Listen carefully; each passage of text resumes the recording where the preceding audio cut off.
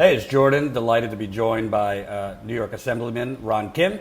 We've spoken before, and I wanted to get you on because there's really, to me, a big scandal that, of course, has not been covered that way by much in the media. New York Governor Andrew Cuomo obviously had the microphone for the early part of this crisis, daily press conferences televised nationally. He made a pretty controversial decision to send COVID patients into New York nursing homes. Now there's a mass blame game, but the fact is nearly 6,500 people died in those nursing homes. I think 1,000 in the Queens area you represent. So you're proposing a bill now because essentially snuck in the budget months ago was blanket liability shield for those nursing home executives. Can you kind of talk about why that happened and what the bill you're proposing is aiming to do? Well, the industry came to the governor very early on, even before we reached the peak of the pandemic, seeking a blanket get out of jail free card status for nursing homes, for hospitals, any type of medical facilities that treat not just COVID, for all non-COVID illnesses. And they made it go retroactive into March. So from March, if you go to a hospital to just get a basic treatment for anything, for a medical checkup, for treating a sprained ankle, whatever, something bad happens to you or happened to you, you don't have any legal recourse. And they took away people's rights retroactively. But another way of looking at this is instead of centering the solutions around the needs and talking to the most vulnerable families and populations and designing a solution that way, they went to protect their bottom lines and instead of protecting people's lives. And I get it, like people were panicking. They didn't know what to do. They didn't know how to prevent this. And one could surmise that, hey, you have to go to the doctors and hospitals because they're the ones that are going to be treating this and give them the chance to figure out what to do. But a blanket, corporate immunity for not just the workers, but for the businesses, for the investors, for the board members. It was so broad by nature that, as soon as we found out, I introduced the bill to repeal it because I understood the way that I read this and after doing the research, it actually disincentivizes places like nursing homes from investing more to prevent the deaths of our loved ones. And is it accurate that some of these nursing home executives have been pretty hefty donors to the governor? Yeah, it's no secret that these, nursing home executives, the hospital corporations have given millions of dollars to everyone. All the Democratic committees and the governors, corporates going back many years. So has many other industries. That goes back. But it's clear during this response, they've had a front row access in drafting, writing, and passing bills in response to the pandemic, while the people who are most vulnerable, the people who are in most pain and suffering, had absolutely no access to the policies. And I want to ask you because to me, George W. Bush was rightly condemned for his response to Katrina. Trump, obviously, being rightly condemned for this disaster. But this is kind of, other than a little media coverage, swept under the rug. But basically, Cuomo, it seems, just unilaterally decided to send COVID patients to these nursing homes. His health department did a review of it, basically, they weren't contagious when they went. So wiping the state's hands of any blame. But how could you really know if patients leaving hospitals were still contagious in nursing homes? I mean, 6,500 deaths is more in New York nursing homes is more than many states have had. I mean, it just seems like the accountability is totally been swept under the rug. Maybe it's not all Cuomo's fault, but he's the governor. And that's precisely why we have two hearings coming up in August, because we want to drill that report by the Department of Health. We want to expose the truth, and it's not to blame anyone or to vilify any one person, but the truth matters because how else can we get this right? If there is another pandemic, if there is a second wave, if we're so unwilling to admit that we made some mistakes.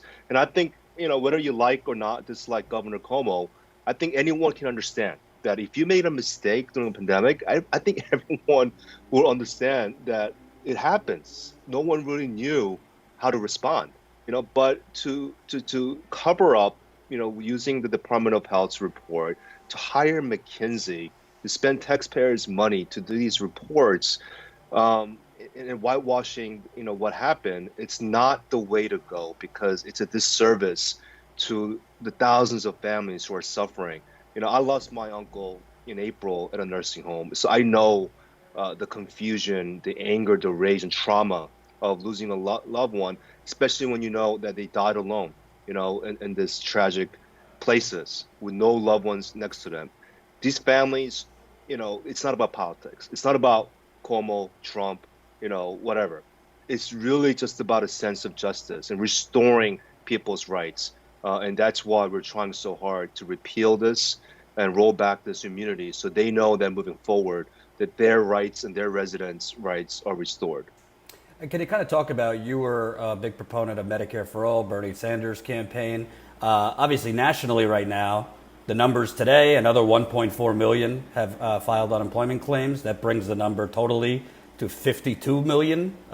New York City is seeing a huge number of not only renters not paying, but small businesses not paying.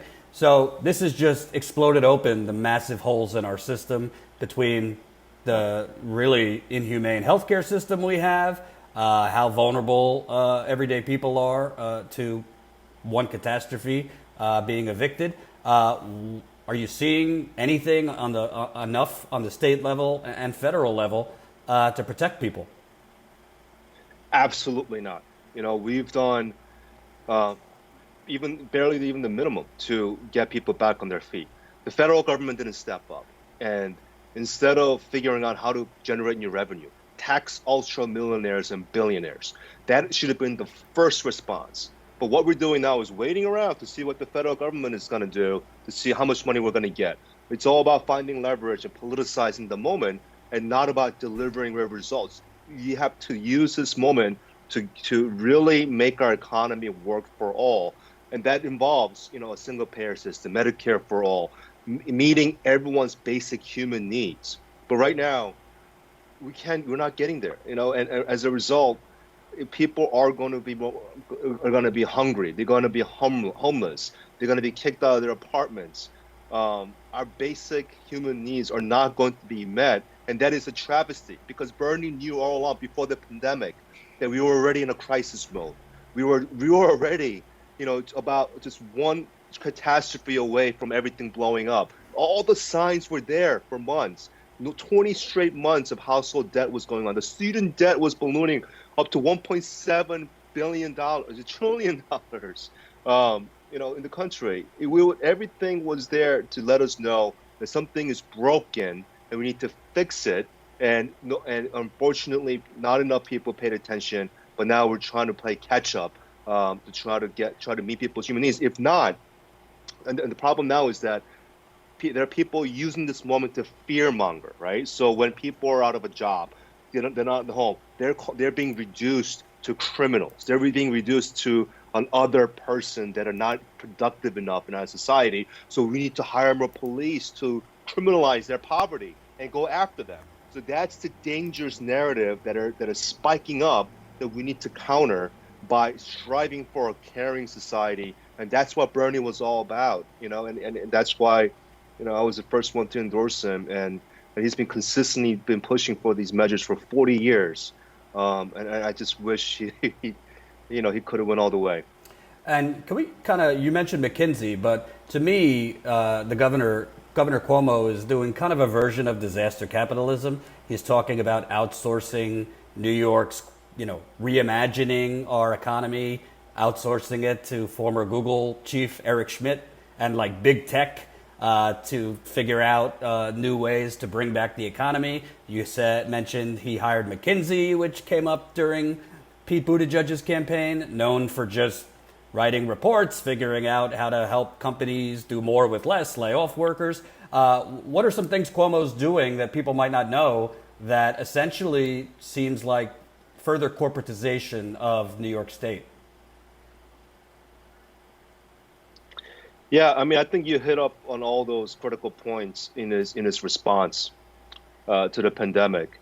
He's prioritizing once again the interest of mega corporations, giants, companies and CEOs, and it is this quintessential neoliberal philosophy of looking at solutions. It has to be market driven. We need to protect the markets, and the market efficiency will guide us out of everything. I mean, I think that's just the philosophy and the world and education that he came out of. And there's a lot of other leaders in positions of power who also fall in the same category.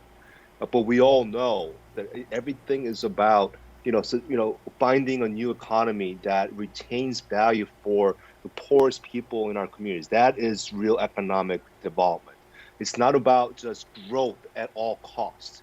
It's not about expanding the economy when we know that the discrepancy of the richest and the poor are constantly getting wider and wider every single day. It's why do capital gains, for example, get taxed less than labor gains? The system is designed to fuel the wealth of the rich, while the poor are not only just getting poor, now they're getting imprisoned and they're getting killed during this pandemic. And lastly, could you the bill that you're proposing right now, where does it stand? Obviously, you're trying to rein back this blanket corporate liability.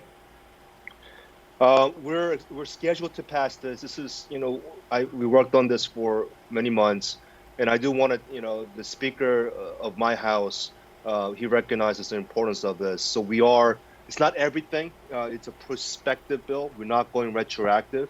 So we're fixing and moving forward, narrowing the scope of the immunity. But retroactively, we will come back after the hearings to figure out what can we do to seek justice for the victims. We're exploring a possible victim compensation fund for the families who lost loved ones to make sure that they know that their lives matter to us and we value them. Thank you, New York Assemblyman Ron Kim. We'll stay in touch as this develops. Hope you enjoyed that last video. Hop on over to statuscoup.com where you can sign up for our email list and become a member for as low as $5 to $10 a month.